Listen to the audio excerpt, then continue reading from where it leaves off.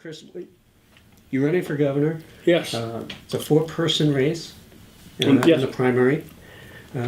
What would you say sets you apart from your Republican rivals? First-hand experience, right? I mean, that's what a lot of what I'm running for governor on is really based on the fact that we just have not had a governor in a long time that really has first-hand experience with the issues that we talk so much about in Concord. So I have a business. I grew up in Salem. I live over on the seacoast. My business is up in the White Mountains. I run Waterville Valley. We have about 800 employees. So, for example, when we talk about business issues, whether it's the very high healthcare costs that we have in the state, or Obamacare, which keeps really impacting my business greatly, our lack of energy policy, which has resulted in very high electricity rates in the state, business taxes, regulation. I deal with these things every single day in the private sector, every day. I mean, I have an Obamacare meeting with my staff every 2 weeks. I mean, that's what we have to do to constantly manage with things like that. So to have firsthand experience in this stuff, you got to understand how policy in Concord is truly impacting people's lives. I say that a lot, but I believe it. Education, I talk a lot about education. I don't talk about it because they're points on a piece of paper. I talk about because I have kids in school. I'm in my kids' classrooms. I'm working with their teachers. I'm seeing what's going on with their curriculum and what's happening in the dynamics of those classrooms, which has drastically changed in the past few years. So, you gotta be right on top of this stuff to understand what we're doing in Concord and how it's going to impact not just a small region or one small sector, but when you have the experience of having traveled and understanding the pushes and pulls within the 230 plus cities and towns of this state. You got to have that kind of perspective on things, because at the end of the day, it's all about people and what it means to them. Okay. So that's a perspective as a parent, as a business person. Sure. You come from obviously a famous political family in terms of New Hampshire, but your political experience is on the Executive Council. Yeah. So how was that prepared you to go? Oh, sure. The Executive Council, I love the Executive Council. I mean, I really do. That's why when I ran for it, people said, why are you running for that? That really fit my skill set. I'm a manager. I'm an executive. That's kind of what I do. The Executive Council serves in many ways like a board of directors, if you will, to the governor. And there's a real checks and balance there. The fact that it's so unique to this state, the fact that we still believe in that, I call it the lowercase L libertarian spirit. No one should have any too much power, and there should be accountability and transparency. I love the fact that all of our meetings are public, and open, and anyone can walk in. And there's just been some actually incredible examples of that recently, frankly. But what it also does, one of our main functions is really to help provide oversight into the executive branch. So I work with the commissioners very closely. I work with the governor very closely. And I can see, I think we have very good people in state government. I think there's a real lack of leadership from the top. There's a real lack of leadership to understand where we want to go. What is our long-term path here? What direction are we sending the ship in? I don't think a lot of the folks within the individual departments understand where we want to go as a state. They might hear the rhetoric, but you have to lead by example. You have to lead with action, and I don't think we've done that. So again, we have some very good people that manage some of these departments. Without leadership, they defer back to, I call it kind of the regulatory framework, which is fine. I mean, all those departments have solid regulatory framework they have to maintain, but we don't have a sense of customer service in the state. We don't have a sense of leadership that says, maybe we have to, when we walk into a business, it shouldn't always be just to fine them or audit them or tell them what they're doing wrong. When the state comes into a business or a family or an individual's life, it should be, what can we help you? How can we help make this process simpler for you? How can we help you get the tools and resources you need? We do not have very good customer service in the state right now. We have good people in good departments, but I think that lack of leadership has really prevented them from being the best they can be. So I wonder if you could give some specific examples of when you become governor, where you would first start to address the lack of leadership issues and the lack of vision.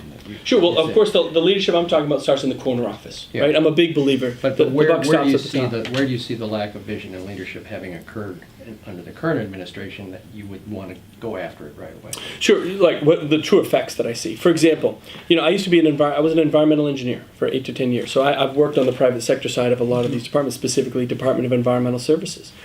There are very good people at Environmental Services, but frankly, that department has become more like a regulatory police state, constantly telling everyone, their first priority is what you're doing wrong and how we're going to fine you, right? It has become a department of no.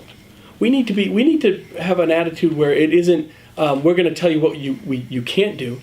Let's impress them with what we can do, right? It has to be what can we do for you? We don't have that attitude in the state.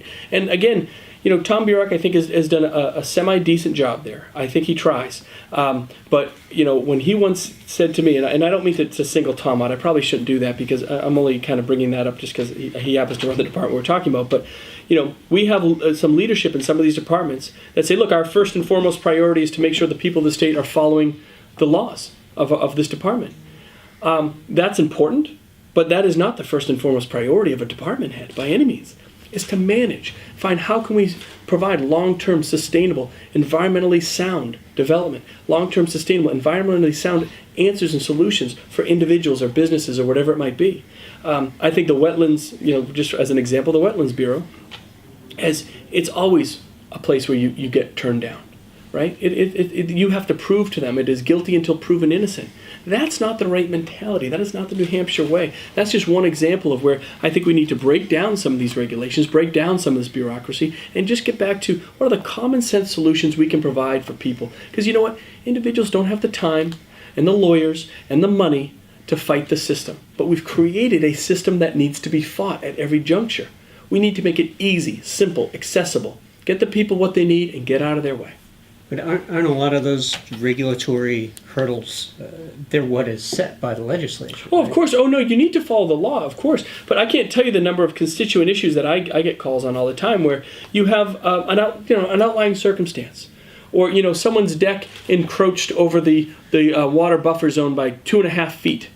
So the department's going to make them tear out their $30,000 deck, right? I mean, let's use common sense here. And frankly, I think there is a lack of common sense because it is the law says X, we must follow X, without understanding that there are sometimes extenuating circumstances. And that goes for all the different departments out there. I've gotten calls from folks that technically don't qualify for Medicaid, but they really should, right? It's a technical because of all the different qualifications and all this, but they really should be getting those services. And when they get them, maybe they're not getting the specialized services they need. They need to go to Boston. Our system doesn't account for that. So you've got to constantly work with the system. And I end up calling the head of the Medicaid groups and saying, look, I have this one constituent with this issue. Can you help? Oh, yes, of course, that should be included. But, this is a rare example, or this is a case where we need to make an exception. That always happens. We've become in a state where we never want to make an exception, where we never want to reach out and, again, push the limits to find out what we can do to help people. It's not, I don't believe in circumventing the law, don't misunderstand me. But we need to simplify the laws, and we need to simplify the regulations, get a lot of this red tape out of people's way. It is so difficult to permit anything. We're one of the most difficult states in terms of permitting in the country, not just in New England, in the country right now, on a local and state level. It doesn't have to be that way, it shouldn't be that way. How do you measure that? It's the most difficult in permitting in the country. Very simple. Look at the time it takes to get very simple things permitted. Are there studies that confirm? I'll give you a very clear example. A recovery center wants to get a permit and build them and establish themselves, one in Lowell and one in a southern New Hampshire town. I won't say which town it is because I don't want to. Took them 6 weeks in Massachusetts. They're on 9 months right now in New Hampshire, right? Because Massachusetts, Charlie Baker went in and said, this is a need of the state. We need to streamline the process. What can we do as a state to work with at the local level to make sure we can streamline the process and use every advantage we have because these are services that are needed. And he streamlined it. He made it quick. He made kind of a fast-track process for them. So developers that can build these great centers are over in Massachusetts saying, how is it that it's so difficult to do business in your state? And they're on the same developer is 6 weeks in one. They're on the maybe the end of the 8th month or beginning of the 9th month right now. Okay, that's a problem because that's cost. That makes things very difficult. I mean, then let's add another layer of this. We have more boards and certifications and private licenses in the state for everything, from being a dietitian to a masseuse to medicine. And you need licenses for some of that, but you don't for everything. We over-regulate.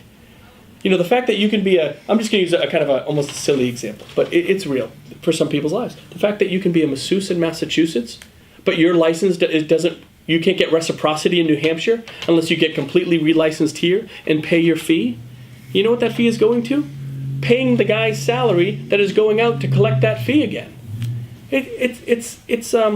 it's prohibitive. And it's become a money grab in a lot of situations. Obviously, a lot of things need solid licensure and regulatory framework, of course, but not everything under the sun. Find me a profession nowadays that isn't regulated and licensed. I just don't think every last thing does. I think we just need to, again, this is New Hampshire. We're supposed to provide individual liberties, not just to businesses, but to individuals and their businesses, so that they can people can do what they do best. But we make it very difficult in this state. Great. You sort of segued a little bit, comparing different states. One of the things that's sort of become a big issue in the gubernatorial race, and everyone sort of weighed in on it, and you as well, the retention of young workers and also the attraction of young people from outside of the state. Briefly, what would be your first attack in order to get? Well, the first thing, I don't know if there's not just one thing to do first. There's 2 or 3 things we have to do in simultaneous. Number one, again, having a governor that understands business, that has some experience in business in today's day and age, to be able to go out and talk to businesses. When you attract good businesses in, sometimes you can get the workers to come in. But when what new business have we attracted in here in the last 5 or 6 years? Name me one major company that's come in. I think the last one is probably Albany, out in Rochester. Right? That's 5 or 6 years ago. Right? With Governor Lynch, God bless him, he did a great job bringing them in. But this is New Hampshire. We used to bring companies like that in droves.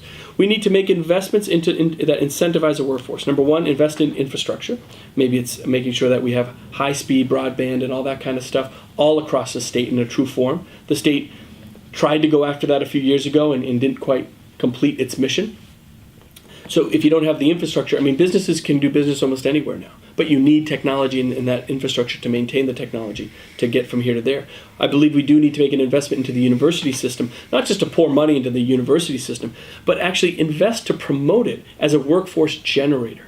Right? That's exactly what Massachusetts and some other states are doing. When you promote your university system as having, a place where some of the highest and best young people can come and get a great education, businesses will tend to follow that. Right now, we don't promote our system very well, other than to try to just attract more young people.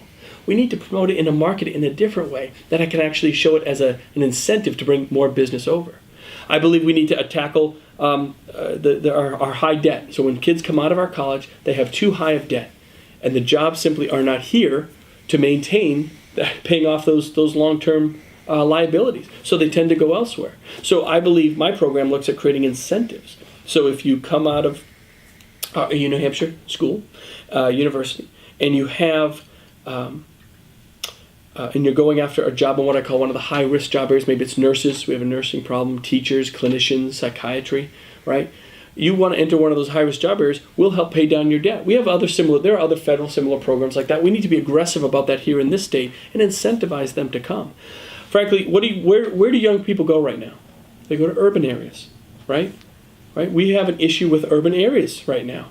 Do you think a young up-and-coming family wants to move to downtown Manchester right now? No, of course not, with the shootings and the drugs and the violence, right? So we need to address our urban areas first and foremost, because that's where the actual need should be. That's where people want to come into, but right now we're not attracting them into those places. So as governor, what would you do to address Manchester as an urban area? A couple things. Number one, I'm a big believer that we need we have a problem right now with recruiting enough police officers. We need to put the money behind the tools and recruitment efforts to make sure that we have enough police in there to start cleaning up the streets. There's no doubt about it. Sorry, we're talking. You're talking. I just want to know. You're talking specifically well, just on Manchester. You mentioned Manchester, so just as an example, it right? doesn't have that's to be kind of the first phase, Manchester, right? So then it's because we have gang violence in Manchester, very serious gang violence. It's estimated that 1 in 4 gang members in Manchester right now are actually recruited from New York City. All right, this is New Hampshire, and I have to sit here and we have to talk about gang violence in our cities. I didn't think that we were ever going to get to this point, but we have. Right? So you got to address this drug problem in a very aggressive way. It's not going to happen overnight, but it means aggressive prevention in our schools, transparency with doctors and pharmaceutical companies. It means accountability in the recovery system, providing. We have good resources here. We can always use more, of course, but we have good resources. We have to get those monies out. Right now we have so much money sitting up in Concord that's being batted back and forth. What should we do? What should we do? We know what to do. get it out there to the recovery centers. And frankly, there's a lot of centers out there that don't even qualify under some of the rules that we have in the state. If there's a solution that's working, the state should be promoting it any way we can. And we don't do enough of that, frankly. We don't. And it's not just in Manchester, by the way. This drug problem is all across the state. I don't want to imply that the opioid issue is just in Manchester, although that is kind of ground zero for it. But it does infect every city and town that we have here. But we got to get aggressive about this stuff, without a doubt. I just wanted to bring back to the original point of the question, the young workers. One thing that you have said specifically, obviously that was a lot at once.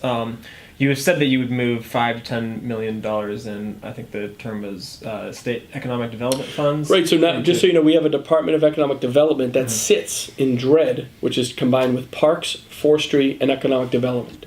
Okay. One of these things doesn't belong. I want to make economic development reportable directly to the governor, because right now it gets buried in bureaucracy.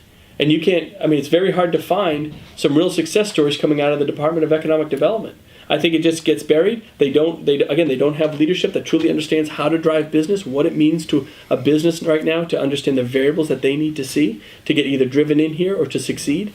If you go to the Department of Economic Development, I believe that we should be able to know exactly where all the available industrial and warehouse space is on a moment's notice. We should be able to know what all the manufacturers' needs in this state are almost on a moment's notice, so that when we do find resources or we do find an opportunity, we can capitalize on it immediately.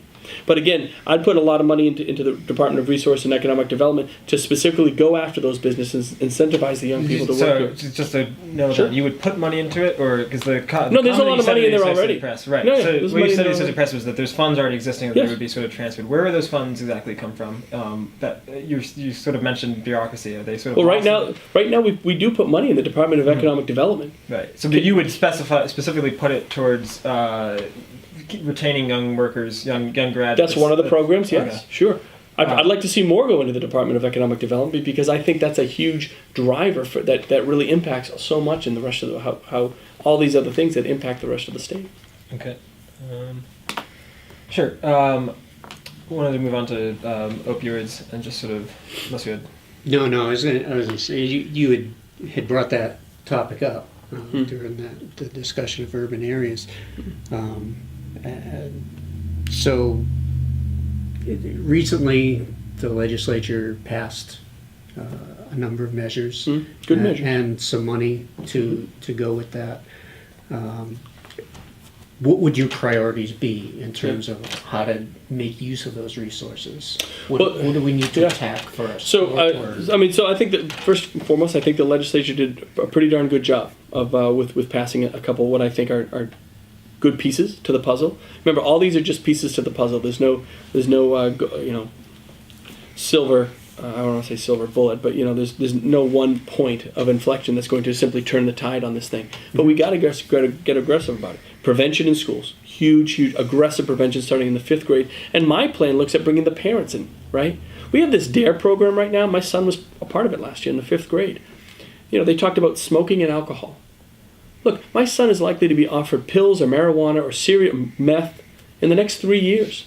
Right? Let me tell you, that's a hard conversation if you haven't had it already to have with your wife, knowing that that's a reality, right? So we got to get aggressive about it. We got to get to them before the drug dealers do. And more importantly, we also have to get the parents involved. I want the parents involved in my prevention programs, because I think they need to know the tools and resources, the warning signs, things like that. Right now, so many parents don't know what the warning signs of this issue are. Right, and that makes us not talk about it. That makes us not understand it. There's still a lot about this crisis that individuals don't understand and appreciate. My program also looks at prevention programs, not just in schools, in high-risk work areas. So, for example, food and beverage, construction. There are a couple of job sectors that have a higher prevalence of substance abuse. Let's give those employers those tools and resources, again, to know when someone comes to you and has an issue, what are your options? A lot of employers don't know what to do, and they fire the person and say, I can't deal with this.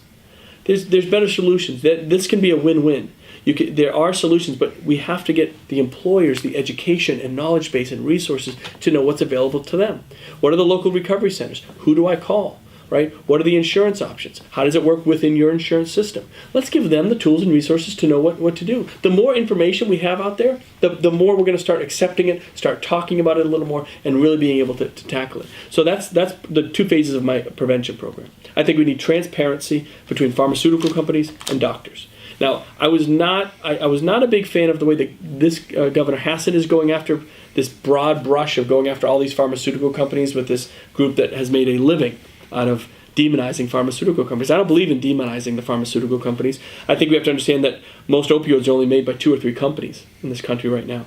Let's find out what they're doing, what their marketing practices are, and be specific about it. Don't demonize them, but then use their resources, not in a lawsuit per se, but say, come in and be part of the solution. They know that they're being, So to be But, specific, as- how would you yeah. handle the situation right now with OxyContin and Purdue? You just mentioned lawsuit. Is that Sure. Was that the No. right way for the state to approach that? It wasn't just to Purdue. That was a very broad brush. That didn't just go after that one company. That went after a lot of different aspects of Sure. the pharmaceutical industry because they're trying to kind of do a money grab as big as they possibly can. If you were sitting in the corner office though in the last few months, what I would you have called the CEOs of those companies and said, "You're going to come in here right now," and I would have sat down with them and said, "You're going to be our best friend in that you're going to start opening up your books. You're going to start showing us what your practices are. You're going to start investing in our recovery programs. They have cash. You don't need to. My point is, you don't need to sue every time you want something from someone. There are constructive ways to bring in the business community, make them understand what the pushes and pulls are. And look, if you have to eventually get to a leverage point, you do. But there's always a better way. We have become a state where we say sue first and ask questions later. I disagree with that report. How would you push against the fact that some of these companies are nationwide? For instance, the Purdue, the LA Times did investigation into the one of the root cause of the lawsuit with OxyContin. So New Hampshire is a small state. Granted, the opioid crisis is Yeah. quite bigger than other states, but it's still small. How would you utilize the state? Would you leverage the state? Do you think Purdue doesn't sell a lot of pharmaceuticals in New Hampshire? Well, Trust me, when the governor calls and the governor knows what buttons to push, you'll get the CEO of Purdue on the line and you can get things done. I mean, we have all the leverage in the world in this state when it comes to pharmaceutical companies. Let's use that leverage, but do it in a constructive way. Not in this, we're just going to bring this, and again, I was quoted as saying it and I stick by it. This company out of, I think it's Boston or wherever they're from, they're kind of like an ambulance chasing company that travels the whole country suing pharmaceutical companies. That's their job, right? There's just a better approach to that. I think we can get, what's the term? You can attract more bees with honey than vinegar, flies with honey than vinegar or whatever. But I kind of believe in that, right? Let's have constructive solutions instead of just suing everybody first. Because then, you know what you've done? You're burning bridges. And you're never going to find constructive solutions after you do that. You got to maintain these bridges and these connections because these folks are going to be, and should be because they, be players in New Hampshire. These folks provide, other than just the opioids, there are miracle drugs coming out of the pharmaceutical company every year. You go demonize an entire industry over that, you're going to cause a lot of problems for yourself, but that's exactly what this governor has done. Well, so what would be so you get the CEO on the phone and they're thinking, well, okay, yeah, we sell a lot of our drugs in New Hampshire like everywhere else, but what is this guy going to do to stop that? What is the governor, what is the leverage that you have other than suing? Well, what is the leverage or what do we want out of them? What's the question? What do you...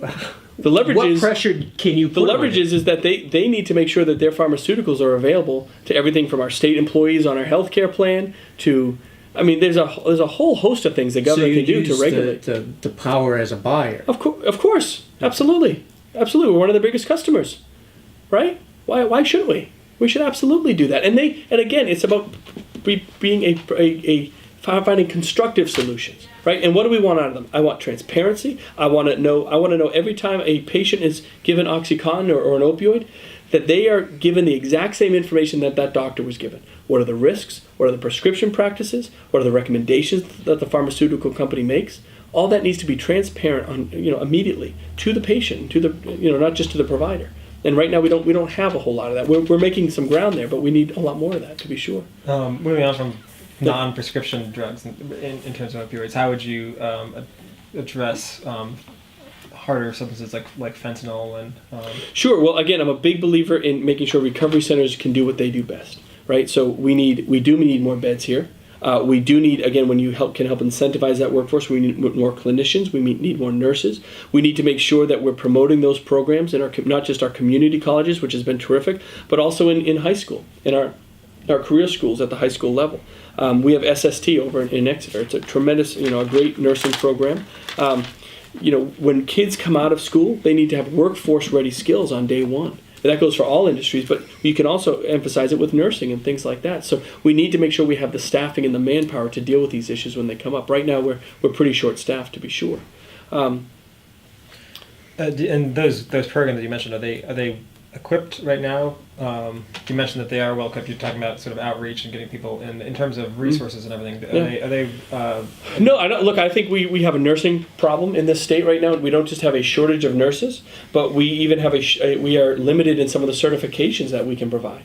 Right, so we need to make sure that we're providing all different levels of nursing, not just for the opioid crisis, but for the elderly, registered. Our traditional more RNs that are in the hospitals. There's a variety of different nurses that we have out there. We need to make sure we're providing easy access to all the different types of certifications we have, because there's a lot of different areas of this issue that are going to have to be addressed within nursing and the medical community. Sure. And how would you balance, people talk about this being like a three-legged stool, or using different terms, in terms of the different prongs that they need to attack the opioid crisis. So if you look at enforcement versus treatment, for instance, where would your priorities lie? In that? I think calling it a three-legged stool or a four-legged stool, however you want to, you need to address them all. You can't say law enforcement is more important than prevention, or recovery is more important than the medical aspect of it. So and there's really four prongs when you add law enforcement in.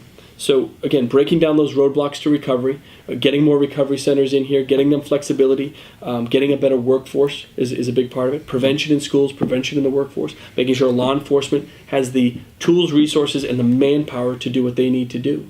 Those are all parts of the same wheel. There are resources for all of this. There really are. We can always use more. And making sure that we're not, I'm going to go back to recovery centers. We have a lot of recovery centers in this state that don't get state funds at all for various reasons, even though they've had high success rates, right? Why is that? Why is that exactly? I don't think that's fair. I mean, and it's just not right. There are a lot of different programs that might fit different people's needs, but in this state we tend to think that we're trying to fit everyone into a couple different avenues that we like to promote as a state. But I think there are some avenues that we don't pursue that have to be pursued. And is that an issue with there not being enough state funds, or the state funds that are being utilized now not being used in the No, there's rules that say, for example, I went to a group called Teen Challenge, right? Teen Challenge is a faith-based recovery organization with very high success rates that doesn't get a penny because they're faith-based. But they have incredibly high success for some of these young men, and so why don't we help promote them? Why don't we help them thrive? Because they're having high success rates. They're at max capacity. They're right in downtown Manchester. I'm just using that as an example of certain programs that probably should have a bite at the apple, right? Because if you're having success, let's promote it. Sure. On opioids, just to clarify, because it's been kind of the big thing that's come up over the summer. This idea of leadership and your comment that you've made that's now been used, it's been brought up in debates and about there not being enough leadership. How would you characterize leadership? A failure at the state level and a failure at the local level in terms of elected leadership. Mm-hmm. Absolutely. And I said it then and I stand by it now. And speaking of somebody who hasn't held right now as an executive kind of position in comparison to some of your or at least held the same type of political experience as some of your opponents, where would you say your experience would come from? My experience to be governor? Yeah, well, your experience in this issue, in terms of leadership. Where would you draw on that? Leadership isn't just about holding an elective office and being a career politician, which I'm not. Others in this race are, right? Leadership is about understanding you have to make tough decisions in the best interests of your constituents every single time. No matter what the political consequences might be, no matter what the outcomes to you personally might be, it's about the constituents every single time. And frankly, you have folks out there that I will not name names at the local level who, for example, I'll bring up the example of the recovery center again, where some folks on a local said, we don't want that problem in our town. You have that problem in your town. Opioids is everywhere. Heroin is everywhere. Young, old, black, white, men, women, doesn't matter, rich, poor. It has infected everybody in our communities across the state, and we better start addressing it aggressively. right? And I don't think there's anybody that can claim victory. There's nobody in the state that can say, I've done enough to help with this issue. I've done my part, right? We're all trying to do, we should all be trying to do something, but in my mind, until we start getting this turned around, we can all do a little more, and we all need to, absolutely. So I'm going to keep fighting for leadership, not just on the state level, but on the local level as well. And by using, the governor's influence at the local level to get things done, if that's what it takes, then that's what it takes. That's what the governor's job is. Make tough decisions, get in there, lead by example. And we just haven't had that. Great. I wanted to move on to mental health. It's tangential. You've mentioned nursing, but one of the big problems with addressing mental health are lack of beds, and funds are being cut to DHHS and that sort of thing. How do we manage to address the mental health needs? Yeah. Just so we're clear, what funds were cut at HHS? Well, not funds cut at DHHS, but just generally programs have been scaled back. Okay. So the question is about mental health. Yeah. So what are the best tools at the state's disposal? And what would you do to address lack of beds? It's not just lack of beds is an issue, to be sure, but it's really a lack of workforce. That's a huge part of it. Let's jump right into it a little bit. We had this mental health crisis that has been going on for some time. It really has boiled to a head the past couple months. In May and June, at the state hospital, when the state put out the contract, we found out that Dartmouth was no longer going to be providing the psychiatric services. They were going to switch it over to somebody else. We had to put that out to bid. We created a very difficult bidding process so that only one group bid on those psychiatric services, Dartmouth Hitchcock. And then there were issues when they tried to, rehire in the hiring process. I mean, I'm kind of reiterating, I think, the story a lot of you know. And in May, we started talking to the commission. We said something is wrong here, right? You're supposed to bring this contract to us, but we're hearing a lot of problems with it right now. And then in June, we signed a letter, and I said, this needs to go back out to bid. This is not working. This is not beneficial, not just to the employees, but it's going to have a detrimental effect to the patients. And again, we go back to, this is all just about the people. What's the end product, right? That's what we need to look at. So the commissioner and the governor refused to put that out to bid. We still haven't met some of the employment needs of that contract. We had a crisis where a woman was some of her former caretakers and providers, the nurses or the psychiatrists, were no longer there. They were turned over. This woman walked into the hospital one day, said, I'm going to commit suicide, and they sent her home almost immediately, right, within a couple of hours. And an hour later, she's dead. Now, I'm not going to sit here and tell you there's a direct connection between the contract not going the way I wanted it to go and this woman's death. But there is no doubt that we need to look into what the heck happened here. There is a problem with this system. And why wasn't this contract put out to bid? And why are we creating a bid so onerous that only one group will bid on it, right? The response I get is, well, we want to make sure that this group has some sort of connection to the educational aspect of this and the student services, if you will. If that is being done at the expense of not providing the best options for the state and ultimately the people that this system is supposed to provide for, that's a problem. And they wanted us to sign the long-term contract on Wednesday. We sat a 6-hour marathon executive council meeting on Wednesday. And I said, I'm not signing this long-term contract. We still don't know what happened to this individual. We still don't know, we haven't gotten answers to what the problem is on the employment side between Dartmouth Hitchcock and a lot of these psychiatrists. All of this stuff is connected. When we better get some answers before we just enter in a 3-year long-term contract with this one group, who frankly I have a lot of questions about in terms of their employment practices, their administration, what happened around this individual, in this one individual case. We need to know. And there has to be accountability and there has to be transparency. So what do you... And that's a big part of what our mental health system is lacking right now. So in that case, what do you think if the governor had said, okay, we're going to rebid this? Yeah. Presumably, if the state simply rebid the process or the contract, you would get the same That's right. result. So what needed to change? We made that contract so restrictive that really only one group was interested in bidding on it. Any outside group said, "Well, this is." In terms of that, what do you think needed to happen to well, again, I think this covenant that one of the things, there were a couple different things, but one of the things this covenant that said you had to be associated with like a university or teaching school, right? Well, that's a nice thing to have, but if if you're excluding all these other potential private organizations that can provide quality services for us, well, is that really in the best interest of the state? I guess my contention is maybe it is and maybe it isn't. But we just have a commissioner saying, don't worry about it. We got this. It's okay. It's not okay.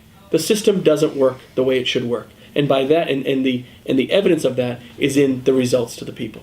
I got off the phone with someone this morning that told me a tragic story about a family member that had gone through the New Hampshire hospital. I'm getting calls, multiple calls daily right now about folks. And again, there's two sides to every story. I appreciate that.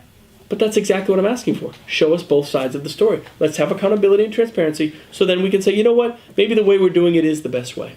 Or you know what, maybe we need to change this, and by doing that, we could get MHM or some of these other private companies to come in here. There are other companies that do this other than Dartmouth Hitchcock, right? There's companies all over this country that provide these kind of services. So let's open that up. Let's make sure that we're, again, simplifying the process while maintaining a level of quality to again, provide the best services we can for the people that need them. And these are, let's remember who we're talking about. These are folks with mental health issues, right? This is a very sensitive population. There are certain populations in the state that I consider extremely sensitive that we have to go to all ends of to make sure we're providing accountability and the best quality of services. This is one of those groups. And I don't think we should shortcut ourselves in not being transparent and clear about what the situation is, because it's not working. Okay. I want to switch gears a little bit. You mentioned earlier your parent, you have kids in schools. Yeah. In New Hampshire's public schools, the bulk of funding for education comes from local taxes. And different communities have different levels of funding available that they can commit to that. Is there, I guess first, is that okay that kids in Claremont might not get the same level of education as kids in Bedford? Or should there be... You said something different there. You're talking about funding and level of education. I do not believe that the amount of dollars into a school equates to quality of education all the time. Absolutely not. Just because you have more money doesn't mean you're getting a better quality of education. Not necessarily, but one could reasonably conclude that if one community has a lot more in resources, they can provide a higher level of education. All things being sure, all things being somebody equal, possibly, but I don't think that I don't. Let's be clear. I don't think that's an absolute. But let's get to the heart of your question. I believe in local control very dearly in this, and there's no place in this state where local control has been more intruded on than in education. Washington D.C. is dictating what is happening in those classrooms at a far greater level than not only has ever happened, but that I ever imagined would. And I say that because I'm in those classrooms. I believe we need to scrap Common Core. Doesn't work. Failed program. Well-intentioned, failed program. Okay, when I go in and my son comes home 20 straight days and tells me he's practicing for the Smarter Balance test, 20 straight days of practicing for, there's nothing educational practicing about a test. You know what that tells me? You know what Smarter Balance assesses? Who practices the most, right? And who practices the best. That's what I'm talking about when I get upset about local control being intruded on. So I do believe that the parents and the teachers really need to have the say in what goes on in those classrooms. We've lost that edge, and that's part of the New Hampshire advantage that we have severely lost. So, do I believe most of it should be funded locally? Yes. Do I believe that we need a constitutional amendment to return the power of the state's aspect of funding back to the legislature and take it out of the courts? Absolutely. Absolutely. Governor Lynch tried to get this done before he, in his, I guess it was not his last, but his second to last term, right? He brought a constitutional amendment, but he couldn't get the Democrats to go along with it. But that is absolutely what is needed, because the power of the state needs to be in the legislature. When you have 400 legislative representatives, that's an amazing power to the people. That's where the power lies, and they have to have the final say where those dollars are going, not the courts. Great. Again, another topic out of the blue. The energy prices are obviously very high. Tell me about it. Right. So you supported Northern Pass and other projects of that sort. Are those, in terms of lowering rates? Are those? Do you have? Are those the prime ways that you would lower rates? Do you think that rates could be lowered, or what would you do? Well, I think there's a lot of things to do. We need what we call more base load generation. And please understand. When through 2 years ago, I spent $1.2 million over a period of 3 or 4 months, just my energy costs just to make snow at Waterville Valley. Okay? That is unsustainable. I understand exactly why manufacturers are walking out of the state when I see numbers like that. It's not just high, but it's extremely volatile because we don't have enough baseload generation. And every year we lose more and more power plants in New England. So we are losing ground here, and we have to start making it up somewhere, whether it's Northern Pass or doing it, again, responsibly. And there's aspects to Northern Pass we can discuss, but you got to do it responsibly, making sure you're talking to the local communities, addressing their needs. Maybe, we got another 60 more miles of line buried a couple of years ago. That was a good step there. So I think Eversource has been doing a pretty good job trying to make Northern Pass as New Hampshire centric, as if you will, than it was in the past when it was previously really being managed by Hydro-Quebec. The gas line. Kinder Morgan did a terrible job managing themselves and communicating with the locals, understanding their issues, and that's why they ended up not being able to fulfill their contracts and they left here. But we do need more projects like that. But we need more projects like that done the New Hampshire way, with a governor that isn't afraid to champion them, the governor isn't afraid to bring the president of Kinder Morgan into town by town. Before you release any plans, let's go town by town and understand what their needs are, right? So that whatever plan is released, we're pretty close to where we should be. And we're communicating with one voice to those local communities and listening to what their needs are. When you do that, not every project is going to be a home run, but you're going to have a lot more likelihood of success, and you're going to get more natural gas in here, more hydro in here, more renewable, right? So doing renewable smart is what we have to start doing. Sure. I'm an environmental engineer. I used to design these projects. I know better than any governor in the history of this state the economic, social, and environmental impacts of any given renewable energy project, whether it's solar or hydro, geothermal. We have to look at a variety of it to be sure, but bad projects we shouldn't be doing, good projects we should.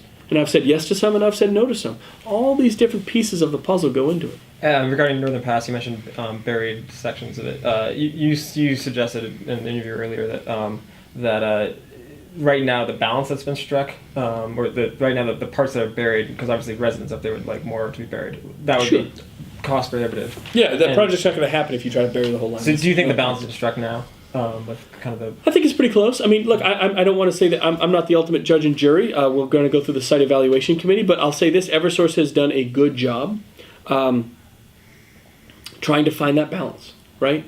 Trying to address the needs of some of those local communities. I think they've done a very good job of that. And the plan might change a little more, but I don't think we're very far off. I don't think it's drastically off. And so it should get done. I hope it gets done. It may change a little bit more, and that's fine as it goes through the site evaluation process, which has public input. That's a good thing. But I think it needs to get done, and it would provide another 1,000 megawatts into our system. That's huge. To go to renewables, you've said also before that you want you support projects with renewables that would lower rates for ratepayers. Sure. But renewable projects are often sometimes there's a lot of investment needs to be put in, and there's also issues with that the not my backyard kind of mentality. So how aggressively would you push for that kind of energy, and how would you go about doing that? Given I would push for smart renewable energy, but we see projects at the Executive Council right now that often are not smart. When a developer comes in and wants to spend $4 million on a Manchester solar array, asking for $1 million from the state, and we say what's the benefit to the ratepayer, and the benefit's going to be nothing except a $26,000 savings to the city of Manchester. For $4 million, we're saving $26,000. That's not a good project. No one's really benefiting. And I said to the guy, is that going to lower property taxes? No, probably not. Well, okay, then what are we doing? The only people making out on that is the developer of that project, right? So that's a project that I clearly said no to. That's not a good project. Is every solar project going to absolutely make money back? No, not immediately, of course not. We understand that because there's social and environmental benefits. I'm an environmental engineer. This is what I do for a living. So you've got to assess that. Some of the wind projects we have, right? So there's folks out there that just don't want wind. It's that NIMBY issue. They don't want it in their backyard. We have to understand that might be the case. And maybe just because it's windy in a certain area doesn't mean that's where we should be putting a wind turbine. Because if the locals don't want it and it causes issues, we need to be sensitive to that to some level. It's just about making smart decisions and making sure whatever we do has a net benefit to the ratepayers of the state, right? And to the taxpayers. That's what this is about, finding a net benefit to folks. Too many of these projects only benefit the developers. That's wrong. I think in the Kinder Morgan case, the project pretty much foundered for economic reasons. They didn't have enough contracts. They didn't do a good job marketing. That's absolutely right. But if they had, the real prospect was that FERC would have approved it, Maybe. And the state had limited options at that point. So are there more arrows that you would like to see in your quiver for those kind of projects? From Oh, the state sure. level? Look, and those types of projects, I think you're spot on. Would FERC have definitely approved it? I'm not sure. I mean, the governor isn't completely powerless, right? You still have to go through certain processes with the state, and we have a kind of a singleized permit process with the site evaluation committee now. A lot of that line was going through state lands, and we had a lot of say in where those lines were going to go and whether they should go through there. The state always has some leverage, to be sure. The governor does not have the final sign-off. That's not the way it works. But we do have leverage in a variety of different areas, whether it's using our environmental leverage or the local aspects of this project. If you have everyone in the state fighting against a project, it's just not going to happen, right? I mean, eventually these companies do have to do business with the state, so there has to be some synergistic relationship there, But to your point, that project fell apart because, I mean, I can only tell you what they told me. They were going to get all the gas subscribed to by June. That clearly wasn't going to happen. And they up and left. So again, we need more natural gas here. There's just no doubt about that. I monitor the ISO New England grid, which is our power grid, on my app. I buy my power every 5 minutes. I know more about the dynamics of how the power grid works than anybody because I'm literally watching it sometimes every 5 minutes when we're in high gear up at my business. I know other manufacturers are as well. So again, you have to understand it's a complex system to be sure, but having a governor that actually understands how those systems work, the pushes and pulls, and what it means to the individual users and the ratepayers, what a wonderful thing. I'm bringing that firsthand perspective that no one else in this race, and frankly, no governor in history has been able to bring to the state of New Hampshire. But just to be clear, so you don't think there's any more additional weapons that you would like to see the state have? Oh, I didn't mean to not answer that part. Of course, I would like to see that. Now, the governor has to work with the federal government and work with FERC. I don't think FERC was going to sign off on anything without talking to the governor and in the locals in some aspect. They do that. It's not that we have the final say, but of course the governor, I'm a big believer, everything I believe in is about local control and restoring that local control. So any arrows you can give, whether it's the governor or the legislature or the governor and council, whatever it might be. It doesn't all just have to sit in the corner office because I do believe in the checks and balances of the system. But yes, the state needs more arrows in its quiver, to be sure. But you're only going to get that in some sort of conjunction working with the federal government. You mentioned earlier, as a businessman dealing with the Affordable Care Act, and you've said that you would like to see that repealed.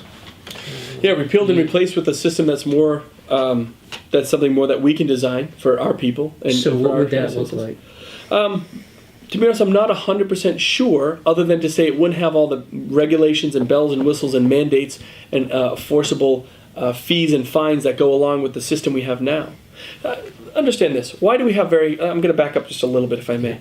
One of the reasons we have very high healthcare costs in one of the healthiest states in the country. I mean, let's just think about that for a second. That we have the highest healthcare costs in one of the healthiest states. I don't know what's been happening in the last 10 years, but the Democrat governors have not got it done. One of the reasons is we have a system that is pushing people and incentivizing people onto more of these public plans. Why, as a private insurer, would you want to come into the state and compete to help, which would ultimately result in lowering healthcare costs, and compete in a state that is constantly pushing more and more people onto public healthcare plans, right? We're de-incentivizing the private market. We need to get back to incentivizing the private market. I'm getting pushed all the time to possibly put my employees onto the healthcare exchange, as opposed to giving them the healthcare that we provide. We provide with Harvard Pilgrim right now. I love that plan. It's great. But it gets more and more expensive every single year. It gets more and more cost prohibitive. And every year we get pushed. Are we gonna send our employees there? I say no. I keep resisting. But let me tell you, there's a cost to it, a huge cost to it.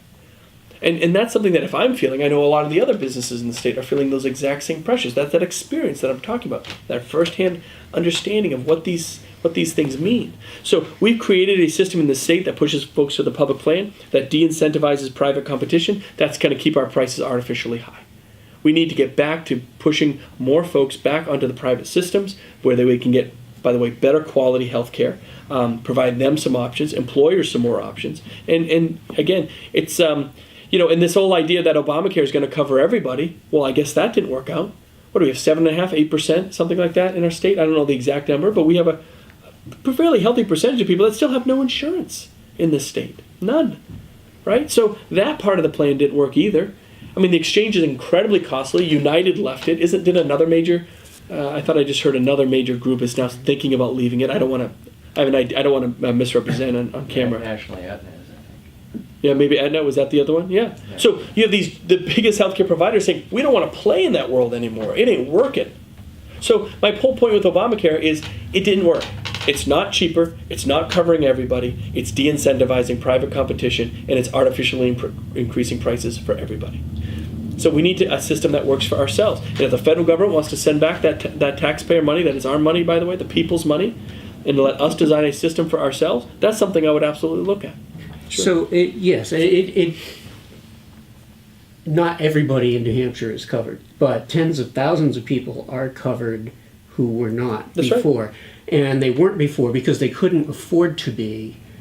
So you repeal Obamacare and you're pushing toward a more private enterprise solution. What happens to those people in the meantime? Because insurers aren't going to magically say, "Okay, we got rid of Obamacare." So my plan was push never to this cut. for Let's be everybody. clear. I never proposed cutting 45,000 people, the expanded Medicaid, if you will, pushing them straight off the rolls. I was never for just cutting that off. Okay. I wanted to see them two things. I would love to see a work requirement because it was a very minor work requirement. Just get them back in either looking for a job or volunteering at a nonprofit or something like that. That was very simple to do. It was a few hours a week. There's no reason we couldn't have done that. There's some other stipulations I would have liked to see in there. But ultimately, I would have liked... Remember, we have two Medicaid systems. We have regular Medicaid with eligibility requirements here, and this very rich, very expensive expanded Medicaid system up here. We need to get those back more in line with one another to start with. You have a lot of able-bodied working adults that are on Medicaid right now. That is not what Medicaid was designed for. And you know what the misery of all this is? Those who need services the most in the state, and there are some that need it, the mental health, developmentally disabled, the severely impoverished, the elderly. These are folks that always need good services from the state. And as you make that bubble bigger and bigger and bigger, you know who suffers the most? Those who need it the most. Because you're diluting that one-to-one caseworker contact they might have with somebody. You're forcing more people to take on more cases with less administration. And so therefore those who need it the most are just becoming a number in the system. We have to stop treating people like a number in the system. We have to get back to understanding there are people at the end of this. And when you have these overly bloated systems, again, I think it does a disservice and a lack of care to those who really need our help. So just so I can understand what you're saying, and let's just assume that for whatever reason Congress decides not to repeal Obamacare. So Not to repeal it. Not Okay. to repeal it. Stays. And so you as governor are faced with the issue of Medicaid expansion. Sure. So are you proposing a phasing of that out, or I- what is your approach there? There's a couple ways to do it. You could phase it out. You could kind of, if you will, as people work themselves from expanded Medicaid. I mean, in theory, expanded Medicaid is just to kind of get you over till you get back to the private sector, right? Mm-hmm. That's the whole idea of expanded Medicaid. So as they get back to the private sector, you don't kind of you bring those eligibility requirements back into line. You know, they're up here, get them back into line, so you don't just let more and more people get pumped into the system that, again, are able-bodied working adults that have other options to them.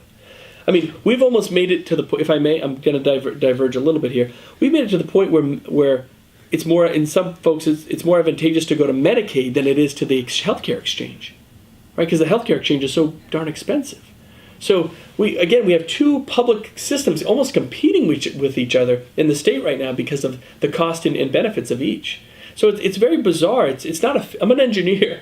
It's not efficient. It's a very inefficient way to provide those kind of services. And when you do that, again, I go back to those who need those services the most are the ones being harmed the most. So I would like to see a system where you maybe grandfather them out. You get the eligibility requirements back in line, and you start re-incentivizing more folks back to the private sector. But you're never going to start grandfathering them out if you keep pushing more people to the public part of it. You have diametrically opposed incentives here trying to work against each other. Ultimately, the public sector part of this is going to win out, and at an incredibly high cost and incredibly lower quality of care.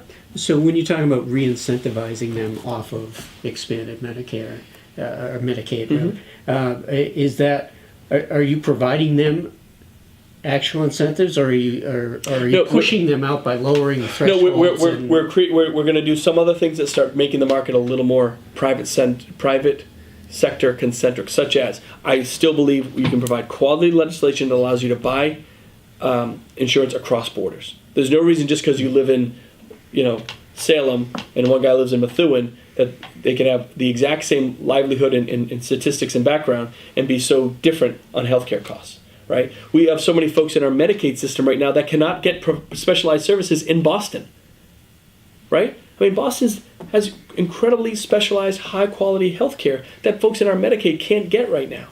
So there's all these aspects that where we have this border issue, both in the public and the private sector. I want to see tort reform, right? That'll help lower costs. We have to do certain things. A lot of the legislation that was passed in the late 90s that kind of created this, again, that kind of drove, if I may, some of the smaller private sector insurers out, and that let Anthem, and there's nothing wrong, Anthem didn't break any rules, but they really doubled down and capitalized, and now they own, 70+% of our private market. I mean, that happened because when Governor Shaheen passed a few of these laws that I guess, I don't even want to say they were well intended, but had drastic consequences on our healthcare system. It's going to take some time to roll that back, but we have to start rolling that back. Kind of a healthcare related. As an executive counselor, one of the topics that has, for better or worse, garnered the most attention in your case has been your votes on Planned Parenthood. So your most recent vote this past year was yes, go ahead with funding. As you move to the governor's seat, how would you address that organization and funding for it? Well, I don't. It's not about the governor shouldn't be addressing that organization. That's not the issue. The issue is that we, again, very similar to what we saw in the mental health example we talked about previously. We've created a system where it's very hard to get people to even bid on the contract. That was the problem I had. As much as I talked to some of these other organizations, I mean, I have good healthcare facilities that can provide basic medical services in my district. I live over just outside of Exeter, and I represent 250,000 people: Exeter, Portsmouth, Salem, Derry. Right? We have lots of options over there. None of them would bid on this contract. None of them would step up. And the only group that bid on that contract ultimately was Planned Parenthood. And sure, I saw those videos. I didn't like those videos. All those investigations, I think, as you guys know, that over those videos, they're all gone. They've all been debunked. That's why I said no last year. I previously said yes to this contract, as every Republican governor in the last 40 years had done, just like I did.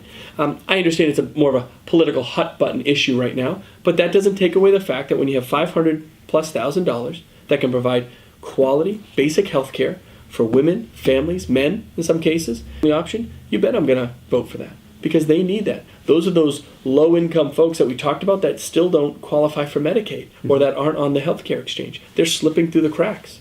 So, I have thousands of people in my district, and yeah, it would have been very politically convenient for me to just vote no, right? A lot of folks would have loved that, and that would have been easy. But my job isn't to make my life easy. My job as an elected official has an aspect of the Constitution and public trust, and knowing that every time I cast a vote, it is in their interest, not mine. That's what I did as executive council. That's exactly what I'm going to do as governor. So having a governor that opens up the process. I don't mind if Planned Parenthood wants to bid, that's their right. They can bid. I'm not going to do anything like that. But I want to make sure that other groups can bid on that other groups are incentivized to bid on that. Just, again, it's all about options and choice. And then we can decide what choices are best. We can take the votes and decide what choices are best for the people. But again, the fact that I didn't have any options, that was the real shame of that whole process. The fact that neither I nor the people in my district had options. So you brought this up when we were way back when we were talking about young workers. The tuition costs are in many ways a barrier Sure. right now in New Hampshire. How do we bring those down? How do we bring tuition costs down? Yeah, what is there? Is there anything that can, do you see that as a state sure. function? I don't think it's solely a function of the state. I mean, we only, we put, what did we put, $82 million into the system last year. It's about 10% or ballpark. I'm ballparking that. Maybe about 10% of their budget.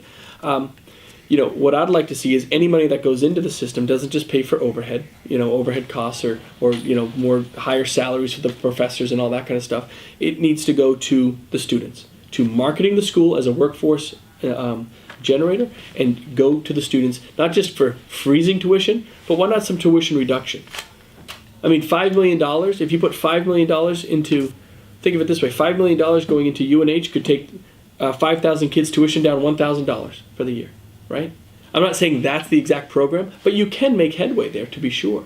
Now, it's not just up for the government just to keep pumping more money in to subsidize the cost to be lower. There's other programs that we have to look at there. There's other options that we can have, and it's everything from how do we address the debt issue. I mean, I think high tuition is tough, but the debt issue that results from that high tuition is even tougher. Do we have to look at a program that makes us competitive like UMass, where right now if you're in an adjacent state to Massachusetts, you can get in-state tuition in Massachusetts right now? That's the nature of the game. That's the competition we're dealing with. We can't just keep going about it the exact same way and expect a different result. Maybe that's a program we need to look at, to incentivize more folks in here. So that's sort of like the end result in terms of putting in money to bring down tuition. What about the actual functioning of the universities themselves? I think the university functions fairly efficiently when you look at the costs, overhead costs per student, things like that. I think the university does a pretty good job of it.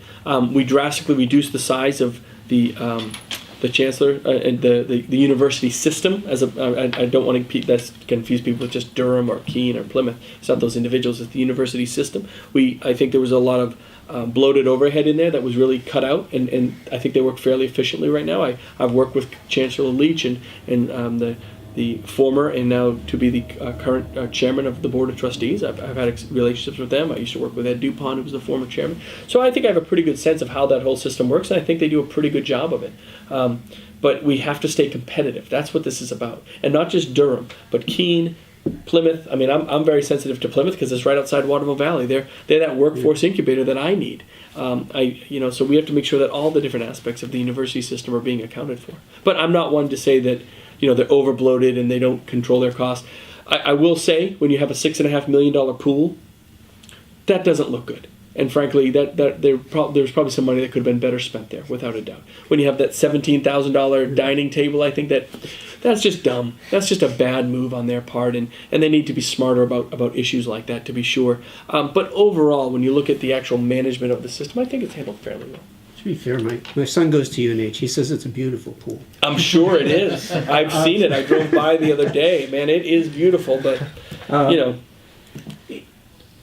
of your I guess, campaign planks is infrastructure. Yeah. How do we free up more money to deal with red-listed bridges and roads and all of those projects you just hit it. Way behind on the 10-year plan? So the first aspect of infrastructure is it takes leadership to understand what your priorities and needs are. So we all there's needs and wants.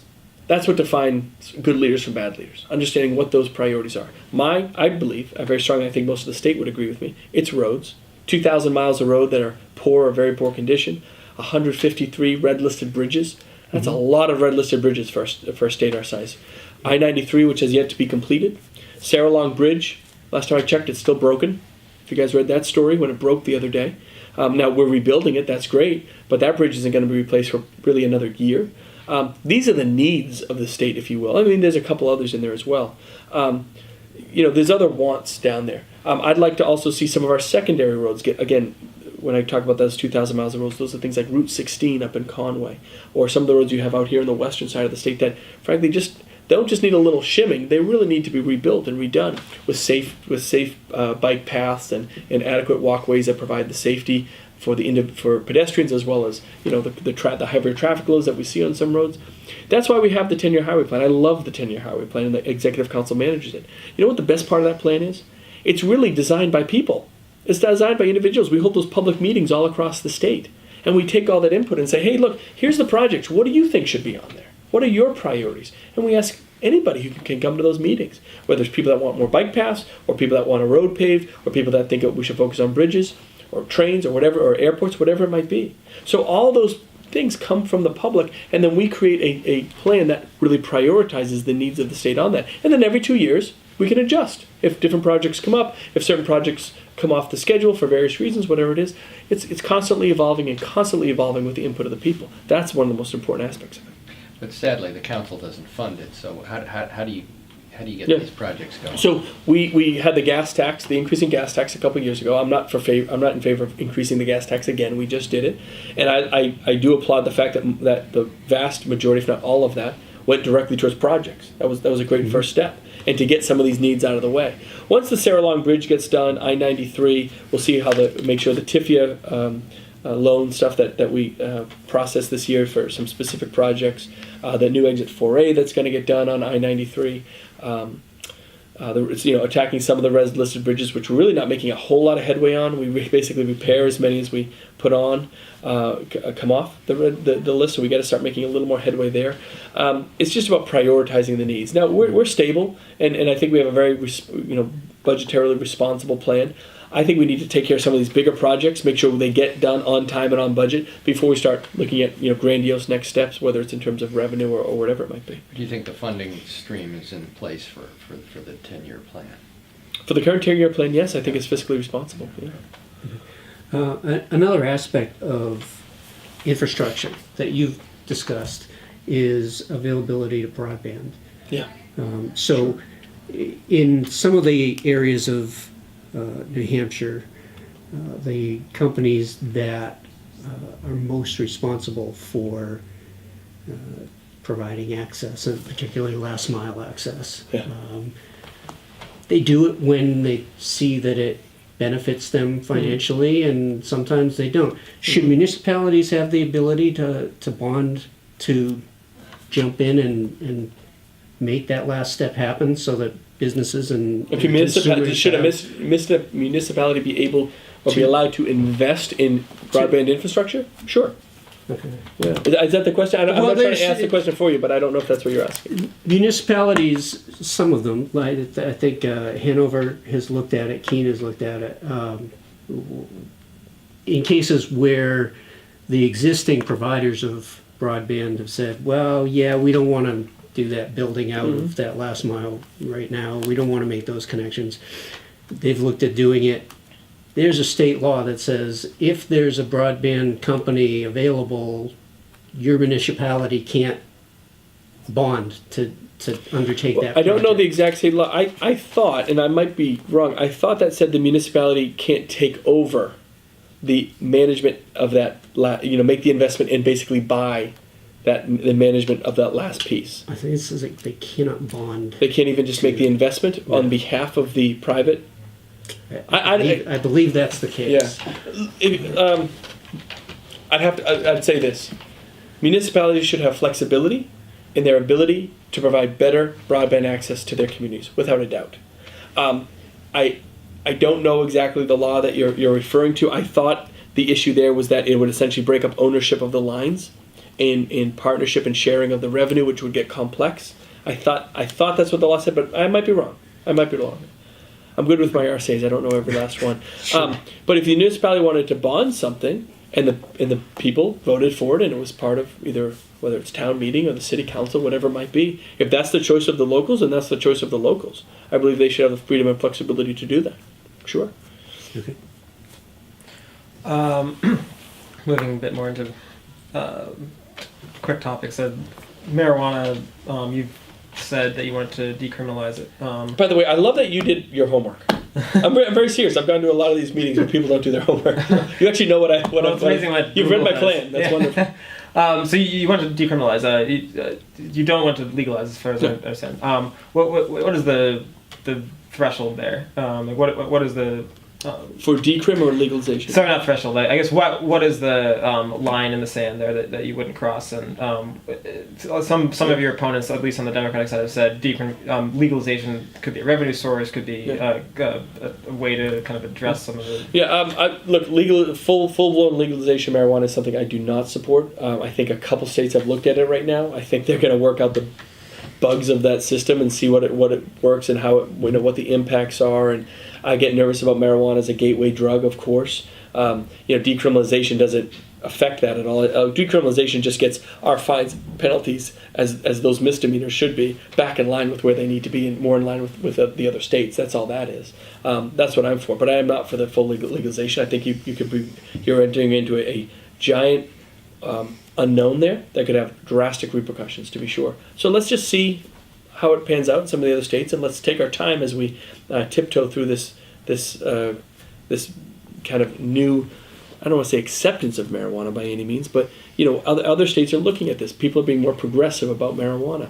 I don't believe we should make some of those bold steps that other states are I making. think the Granite State poll, I can't remember the exact number. I think it was around something in the high 60s, maybe 72% of people who actually far fewer want decrim than want actual legalization, and the numbers were pretty high in the last. I just think there's some real unknown repercussions to that, and we have to be very So careful before we you make would that wait step. for.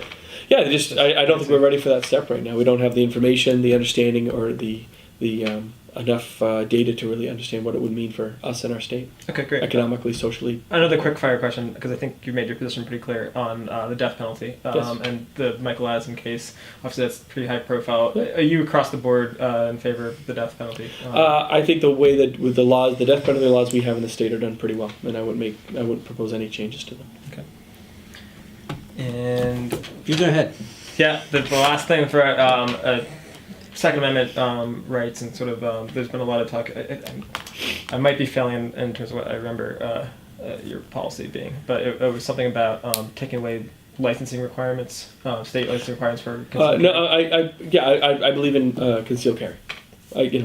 Constitutional carry, as we should say. As I Sure. should say. Yeah. But regarding the licensing, is that Yeah. So you mean the local permitting for concealed carry? yeah. Yeah, I think we need to do away with that. Go to a constitutional carry system like a lot of our neighboring states have. Okay. The system as we have it now adds too much subjectivity and into the system, and frankly, it's I don't think it works the way maybe it was intended to, and it's kind of in the way. Beyond the concealed carry, there's been a lot of talk down in Washington about background checks and the need to at the purchase point to introduce those. Look, I believe that background checks. I don't believe in background checks for immediate family. If I'm passing an heirloom or a firearm to my son or something like that, or immediate family member, no, I'm not. I don't think we should make you do a background check on your son. But other background checks, I'm fine with. And I think we do the background. The laws we have in the state on firearms are pretty darn good. I really do. The only significant change I would really be looking to make is the constitutional carry piece. And more states are going to that. It's just sensible. Yeah. All right. Well, we've had a vigorous discussion here. No, it's easy. So, You guys, that's it? That's all you got? Great. but what do you want? No, I'll answer anything people want. I try to be as straight as I possibly can with people because, frankly, I don't have time for anything else. I always find when people start walking in these gray areas, that's just a big waste of time and confusion. I got things to do. I got people to talk to, and I got a business to run. I got a family to take care of, and I'm running for governor, and I'm trying to maintain the executive council and provide checks and balances on mental health this week and whatever it might be. I'm too busy to give people a vague and gray areas. I just believe we need to be straight and let the chips fall where they may. What are you learning from constituents and voters and people you're meeting as you travel around the state? I think the number one thing I hear is get Washington out of New Hampshire, and I couldn't agree more. Get Washington bureaucracy, get Washington out of our lives, because nobody trusts it on either side right now. That's for sure. I mean, look at our political climate. There's just a level of people are being disincentivized away from politics right now because it's so ugly at the very top level between Trump and Clinton. It's very ugly. And so people are being kind of disincentivized. But you know what? This is a state where public participation and being part of that public process and service to your community or to your state, whatever it might be, that's what we do, right? Whether it's on the planning board, or the city council, or running for governor, or the executive council, whatever it is, or a house member. You don't need big money to do it. You just need to work hard and get your message across. And that's a wonderful thing we have in the state. I don't want to see people get disenfranchised away from public service because we do it really well here. And we participate and we're accountable. Someone asked me the other day, well, what about these 2-year terms for governor? I said, I'm all for them. Well, you're only one of the 2 states in the country that have them. And I said, I think all 50 should have them. Well, why? Then you're always campaigning. But that's a good thing. Campaigning is a good thing. You know what campaigning forces me to do? Get out there and talk to people. Listen. What do you want a governor to sit behind a desk for 4 years? and just only come out during election season? No way. We're a state where we're always out there. We're always talking to people. We're always being accountable. And if we're not doing our job, the people can take action on that. And if we are, and we want to stay, and we want to keep moving forward, the people have the power. It's a great thing. So to have all this Washington bureaucracy in here, all these mandates and things that are kind of, we say, are out of our control, right? That's not the New Hampshire way. We want a system that's accountable. It doesn't matter whether you're Republican, Democrat, or Independent. We want a system that's accountable to us. And Washington and just deferring, whether it's to the EPA or Obama or his rules. I mean, here's another one that just came down the pipe. Obama's rule, not even legislation, the rule on hourly versus salaried employees. That has devastating effects on our economy that we're just barely understanding the ripples of right now. The fact that, in my seasonal business, we work 60, 70 hours a week in the winter. We take a couple months off. We work 60, 70 hours a week in the summer. Obama says no more of that. A lot of those employees, if they work over 40 hours now, have to be hourly, which I now have to pay time and a half. I can't afford that. So I'm now hiring 2 people to do the job of 1. I can't find young people in a new workforce to come in here, right? So young people that were salaried, that maybe would spend those extra hours and maybe want to work a little harder to train into another aspect of my business, or want to work a little harder to get promoted or whatever it is. I'm sending those guys home and those men and women home at 40 hours. It completely limits my ability to manage my business effectively. And was that a piece of legislation? No. It was an Obama rule. But that affects our lives, the lives of my employees. That affects how much money they take home or the chances they have to grow in their business. These things have true effects on people. And let me tell you, what I'm hearing out there, people are starting to feel it. Whether it's Obamacare because they can't afford the exchanges anymore, whether it's Common Core and all the other nonsense that comes into our school system. I sat with a family the other day. My wife was a special ed teacher for many years in elementary schools. I sat with a woman the other day who was in tears because she couldn't understand the insanely complex special ed system we have here. Because it's not just here, it's really in America. By here, it's convoluted. You need a lawyer to fight anything, right? It's costly. Have you ever seen an IEP process for a kid with a special education student? It's incredibly complex.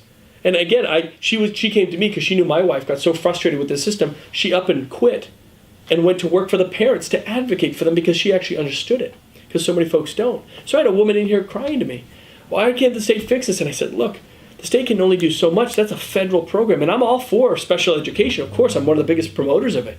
But let's simplify the system. Let's make it work for people, not work for the government, work for the bureaucracy right now that's right now justifying. That's not right. We need a governor that understands customer service. It really comes down to that, right? When you need something, and you guys are going to need something from the government someday. Maybe it's not just help with a dock or boat dock. It might be finding Medicaid for a loved one because they have a rare disease and they can't get on it. It might be, we go over 1,000 different issues why you might interact with the government. We need to make it simple. Maybe a business wants a contract with the government. Let's simplify it. Maybe you need to get some help. Let's simplify it. If I can't tell you how many people understand we have an opioid crisis, but if something were to happen to one of their loved ones unexpectedly, they'd have no idea where to turn or what to do. We have that 211 hotline, right? Have any of you ever called that hotline? Yeah, I have. I called it at 1 a.m. once. And I said, I just was trying it out. I said, look, I just got released from Exeter Hospital. I had overdosed. They said I could call this number, you'd help me. You know what they told me? Call back in the morning with your insurance information. We'll get you on a wait list. And we think within a few weeks we might have a bed for you for treatment. That was the response, right? Now, I only knew that because I'm in government and I know that program. So many people out there don't even have that information, right? We don't make it easy for them to understand how the best to use the government. We need to do what we do best and get out of their way so people can live their lives and just understand the benefits of the system. That's customer service. We don't have it. I'm going to restore it. Anyway, sorry, I didn't mean to go off on a pitch like that. I'm passionate about it. I really believe it. I do. And that ain't Republican, Democrat, or Independent. That's just, I think, good common sense.